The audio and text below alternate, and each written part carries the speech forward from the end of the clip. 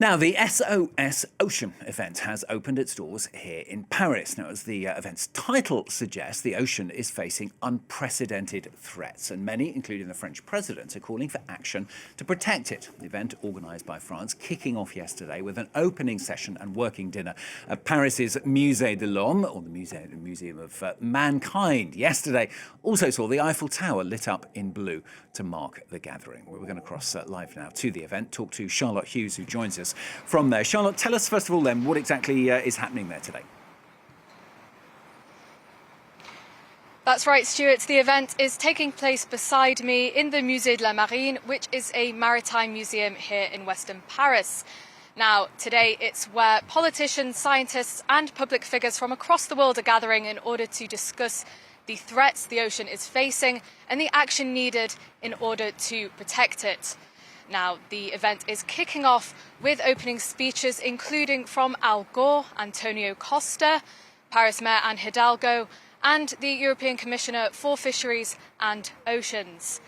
And these speakers are being followed then by interactive panels on ocean economy being the activities that occur on the ocean and depend on its natural resources.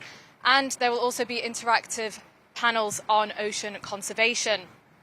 Then later on, we're also expecting a panel with speakers including oceanographer Sylvia Earle and navigator Nainoa Thompson. Now, they are expected to read out what the organisers of the event are referring to as a manifesto for the protection of the ocean. Then finally, President Emmanuel Macron will be wrapping up the summit with a closing speech. It's not the first time, is it, Charlotte, that Emmanuel Macron has spoken about the importance of protecting the oceans. What's the objectives then, if you like, of the event? So the idea is that this event is a kind of call to action ahead of the 2025 UN Ocean Conference that will be taking place in Nice in June. And Emmanuel Macron is expected in his closing speech to talk about this conference as well as its aims, one of these aims being guaranteeing protecting 30% of the ocean by 2030. Now, as you say, it's not the first time that Emmanuel Macron has spoken out about the need to protect the ocean. Back in 2022, during his opening speech for COP27, Macron pledged to support a ban on deep-sea mining.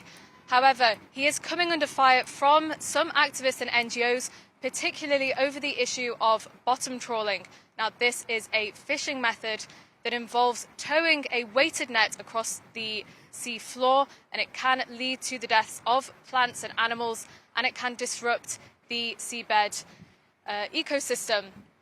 Now, several EU member states have launched plans to phase out this practice in marine protected areas. These are zones that are meant to be set aside in order to protect marine life.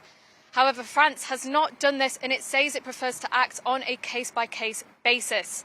Now, for NGO Bloom, this is not acceptable, and the NGO has been calling on the French president to implement a blanket ban on this fishing practice in marine protected zones in the days leading up to this event, Stuart.